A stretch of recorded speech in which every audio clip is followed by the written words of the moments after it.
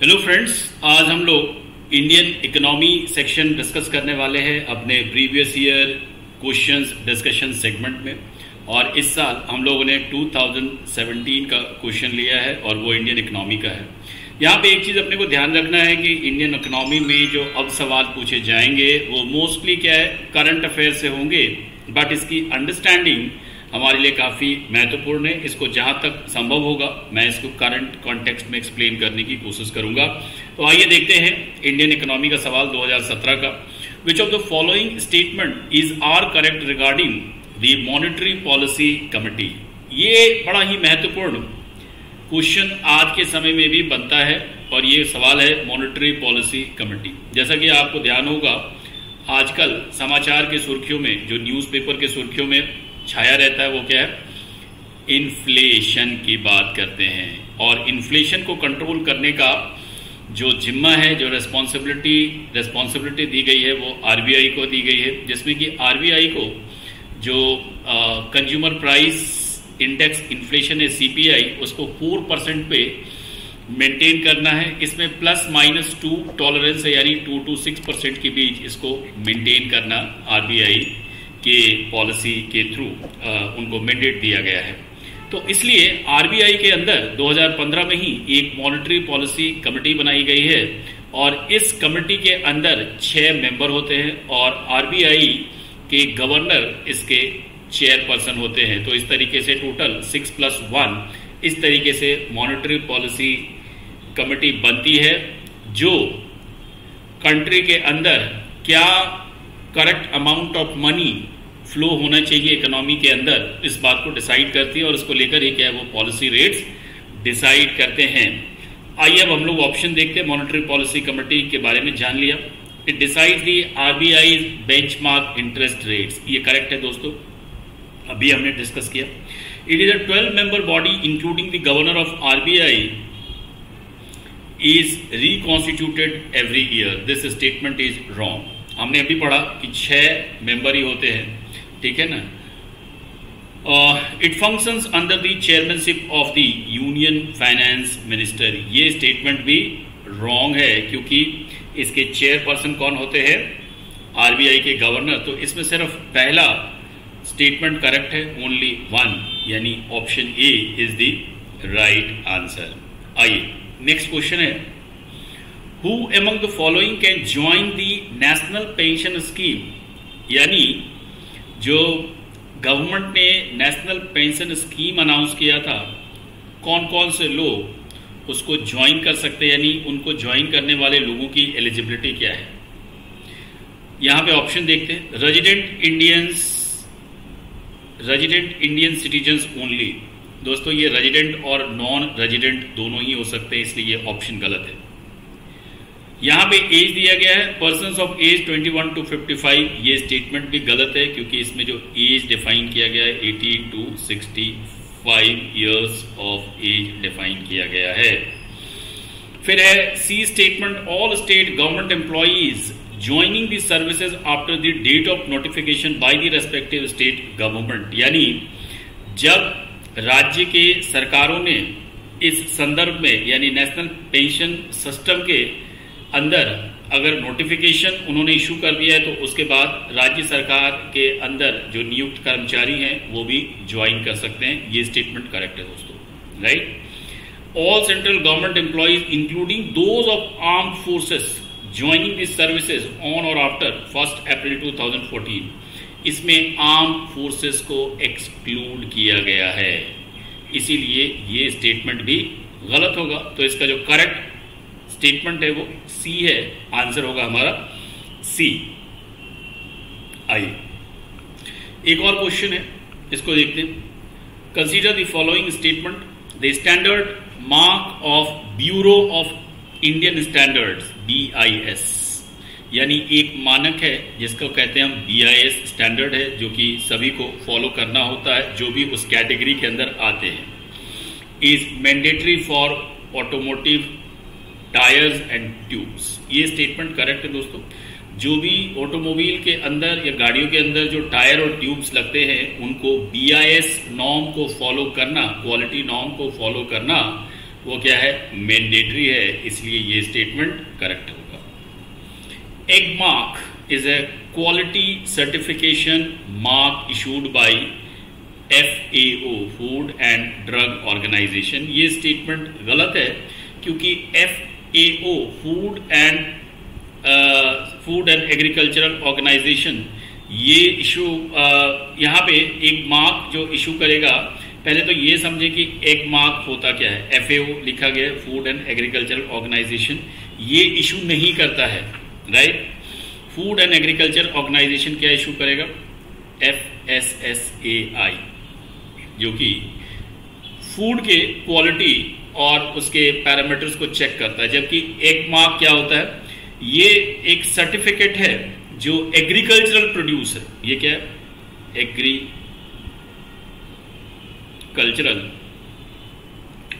Produce के लिए जो गवर्नमेंट ने बेंचमार्क तय किए हैं, अगर उस बेंचमार्क को कोई एग्रीकल्चरल प्रोड्यूस मीट करता है तो उनको ये सर्टिफिकेट इशू किया जाता है, जो कि marketing and directorate of marketing and inspection, directorate of marketing and inspection department ये क्या है, एक मार्क इशू करेगा। तो ये स्टेटमेंट गलत है, पहला स्टेटमेंट करेक्ट है, इसलिए इसका आंसर होगा ओनली 1।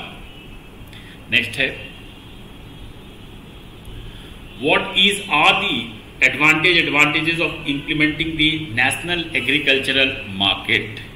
ये बहुत ही महत्वपूर्ण सवाल है क्योंकि लास्ट ईयर ही हमने देखा कि एग्रीकल्चरल इश्यूज को लेकर काफ़ी बड़ा एक पॉलिटिकल एजिटेशन हुआ था एग्रीकल्चरल मार्केट रिफॉर्म को लेकर। यहाँ पे भी जो सवाल है 2017 का, ये भी नेशनल एग्रीकल्चरल मार्केट के ऊपर ही है। आइए देखते हैं। It is a pan India electronic trading portal of agricultural commodity, ये करेक्ट है। It provides the farmers access to nationwide market with prices commensurate with the quality of their produce, ये statement भी correct है।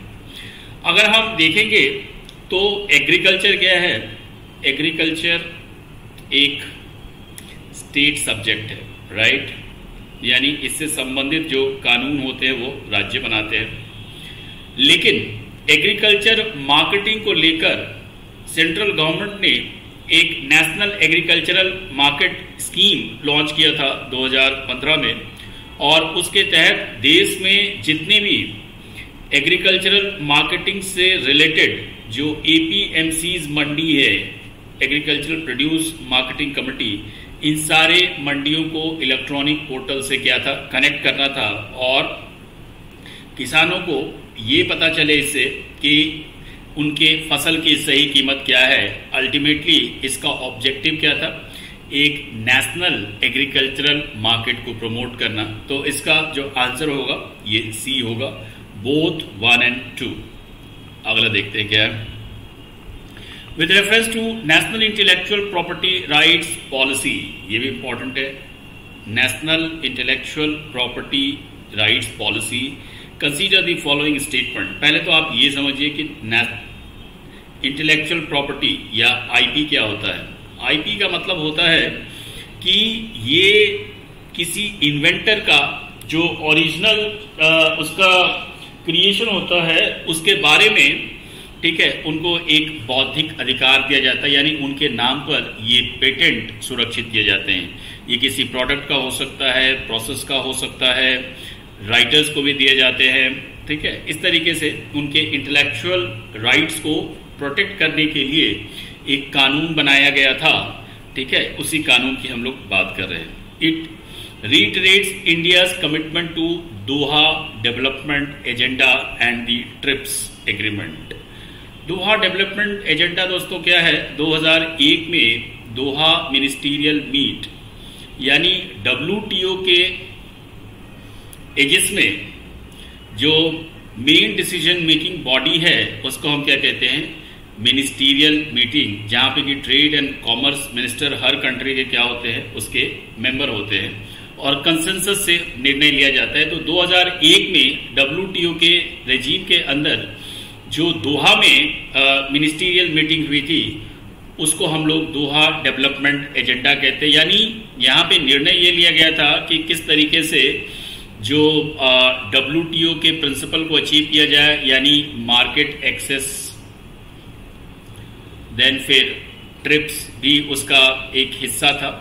तो ये कहा जा रहा है कि जो भारत ने national intellectual property rights policy adopt की थी वो असल में दोहा डेवलपमेंट एजेंडा और ट्रिप्स राइट को उसके कमिटमेंट को पूरा करने के लिए ही भारत ने ये पॉलिसी अडॉप्ट किया था। ये करेक्ट है, right. Department of industrial policy and promotion DIPP is the nodal agency for regulating intellectual rights in India. This statement is also correct. Bharat में इंटेलेक्चुअल प्रॉपर्टी को रजिस्टर करने के लिए जो नोडल एजेंसी है वो क्या है, DIPP। तो दोनों स्टेटमेंट करेक्ट है और आंसर क्या होगा हमारा, both 1 and 2 are the correct answers. So option C is the correct one. आइए, ये भी एक इंपॉर्टेंट क्वेश्चन है। What is the purpose of setting up of small finance banks in India? क्या उद्देश्य है भारत में स्मॉल फाइनेंस बैंक को स्थापित करने का? To supply credit to small business unit. ये सही है, यानी बड़े बैंकों में लोन मिलना आसान नहीं होता है, काफी सारे डॉक्यूमेंट्री एविडेंसेस और ऐसी चीजें चाहिए होती हैं। इसको ध्यान में रखकर कि छोटे छोटे जो बिजनेसेस हैं, स्मॉल बिजनेसेस हैं, उनको लोन की सुविधा दिलाने के लिए, क्रेडिट फैसिलिटी अवेलेबल कराने के लिए स्मॉल फाइनेंस बैंक्स को कॉन्स्टिट्यूट किया गया था। To supply credit to small and marginal farmers, this is also true. जो स्मॉल और मार्जिनल फार्मर हैं उनको क्रेडिट सुविधा यानी लोन देने के लिए भी इसको प्रमोट किया गया था।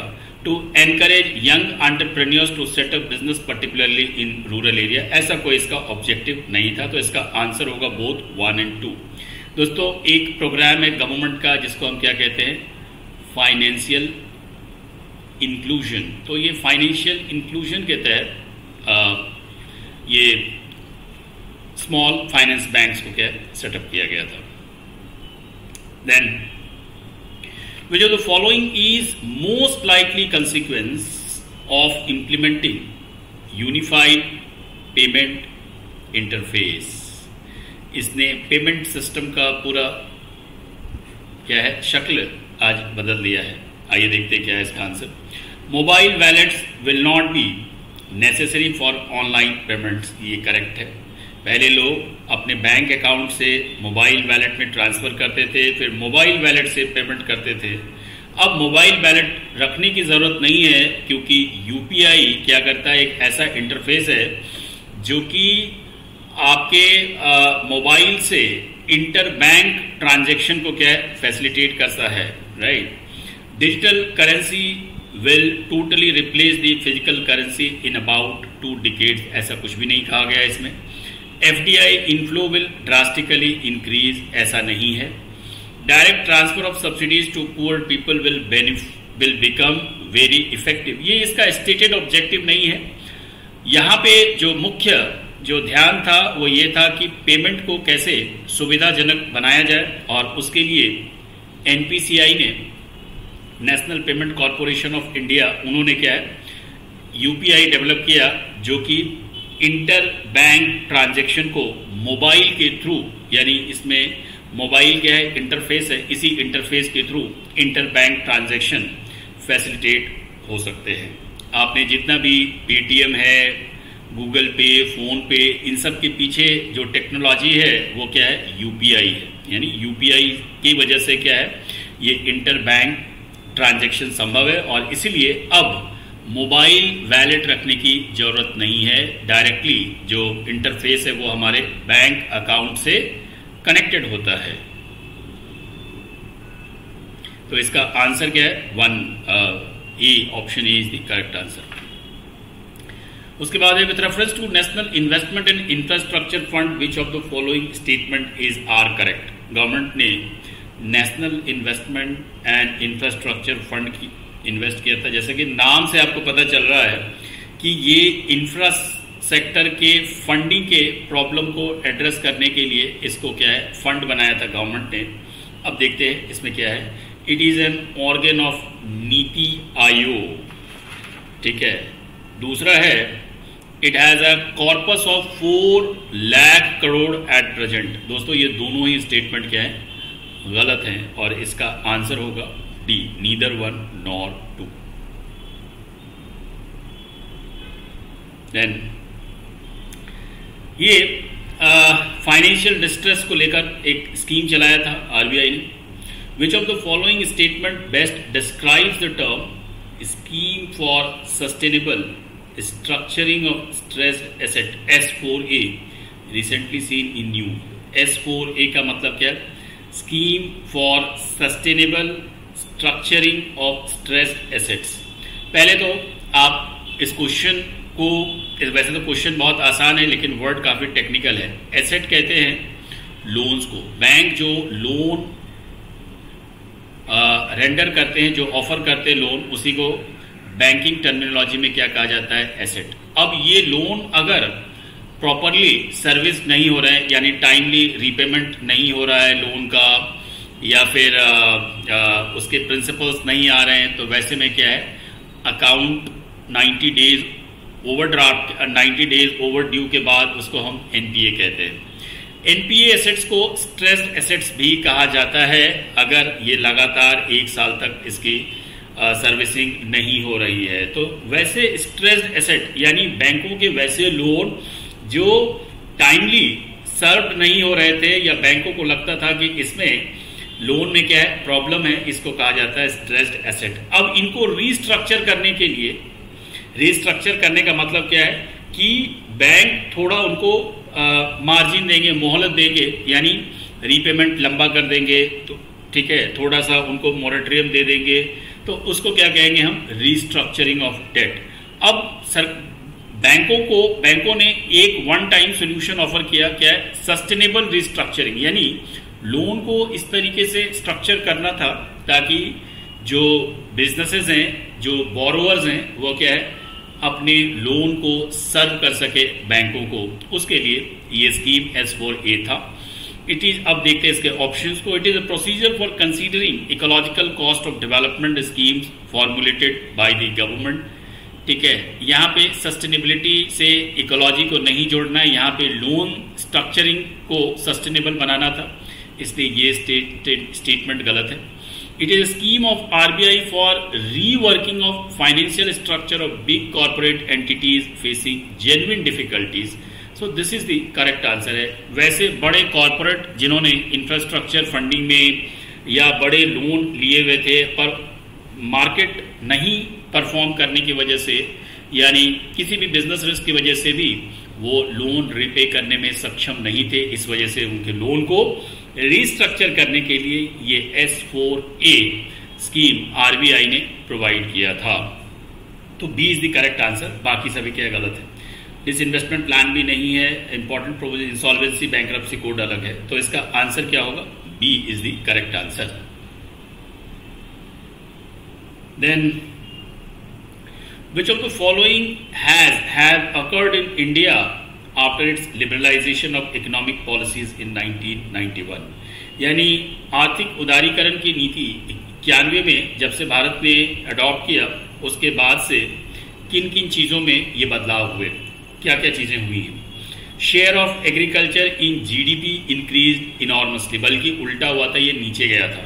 तो ये स्टेटमेंट, पहला स्टेटमेंट गलत है। अब पहला स्टेटमेंट क्या है, एकदम आप कॉन्फिडेंट है कि गलत ही है, तो जहां जहां पहला है, यहाँ पे पहला है, यहाँ पे पहला, ए और डी तो नहीं हो सकते, राइट। अब हम देखेंगे कि बी और सी में क्या है, पॉसिबिलिटी होती है। बी और सी में 2, 3 दोनों में कॉमन है। अब सिर्फ हम फोर्थ स्टेटमेंट को एनालाइज करने की कोशिश करते हैं।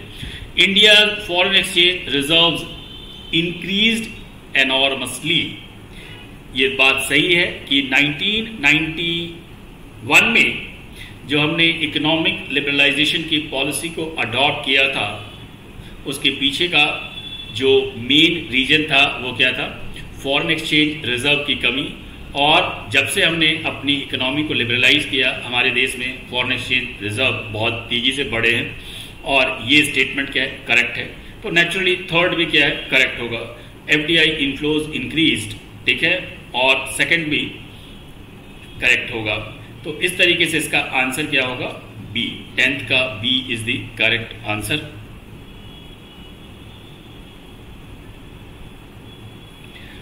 ये नेक्स्ट क्वेश्चन आ गया, national payment corporation of India helps in promoting the financial inclusion in the country, बिल्कुल सही है। NPCI has launched RuPay a card payment scheme, ये भी सही है और इसका आंसर होगा बोथ 1 and 2। सवाल आसान सा सवाल है। What is are the most likely advantage of implementing GST?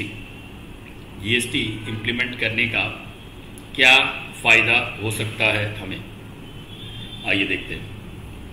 It will replace multiple taxes collected by multiple authorities and will thus create a single market in India। ये statement सही है दोस्तों, क्योंकि जब जीएसटी नहीं आया था तो सेंट्रल गवर्नमेंट एक्साइज ड्यूटी लगाती थी, स्टेट वैट लगाता था, ऑक्टोराई था, इंटर स्टेट ट्रांजैक्शन पे टैक्स था, ऐसे मल्टीपल टैक्सेस थे जो कि कुछ सेंट्रल गवर्नमेंट कुछ स्टेट गवर्नमेंट लगाते थे।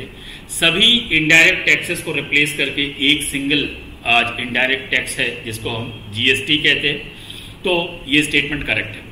It will drastically reduce current account deficit. Current account deficit जो जनरेट होता है वो एक्सपोर्ट और इंपोर्ट के कॉन्टेक्स्ट में जनरेट होता है। अगर हम इंपोर्ट ज़्यादा करेंगे और एक्सपोर्ट कम करेंगे तो करंट अकाउंट डेफिसिट जनरेट होगा। तो ये स्टेटमेंट क्या है, गलत है, right. It will drastically reduce the current account deficit of India and will enable it to increase its foreign exchange reserve। ये statement correct नहीं है। It will enormously increase the growth and size of economy in India and will enable it to overtake China in the near future। यहाँ तक statement correct है कि it will increase the growth and size of the economy, क्योंकि एक single taxation system से क्या है, हमारी जो economy है उसका growth बढ़ेगा। बट यहां से it will enable it to overtake China in the near future.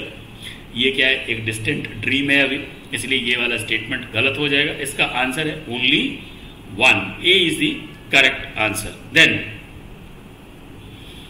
Consider the following statement, tax revenue as a percentage of GDP in India has steadily increased in the last decade. अब ये सवाल है 2017 का, तो हमारा जो analysis है यानी 2007 से लेके 2017 के बीच भारत में जो टैक्स रेवेन्यू है जीडीपी में वो बढ़ा है या लगातार बढ़ा है, इस बात का जवाब हमें देना है। तो गवर्नमेंट के पास जो रेवेन्यू आते हैं वो दो सोर्सेज से है, एक टैक्स रेवेन्यू और दूसरा क्या है, नॉन टैक्स रेवेन्यू। यहाँ पे जो हिस्टोरिकल फैक्ट है वो ये है कि 2007 के बाद से ग्लोबल फाइनेंशियल मेल्टडाउन हुआ था और 7 से लेके 9-10 तक क्या है, इंडिया में टैक्स रेवेन्यू कम हुआ था और उसके बाद फिर बढ़ा था। लेकिन यहाँ पे क्या लिखा है, steadily increase in the last decade, इसलिए ये स्टेटमेंट गलत, यानी कभी पहले घटा था फिर बढ़ा था, इस तरीके से था ये। Fiscal deficit as a percentage of GDP India has steadily increase in the last decade. लगातार ये भी क्या है, इंक्रीज नहीं हुआ है। पहले इसमें कमी आई थी जब FRBMA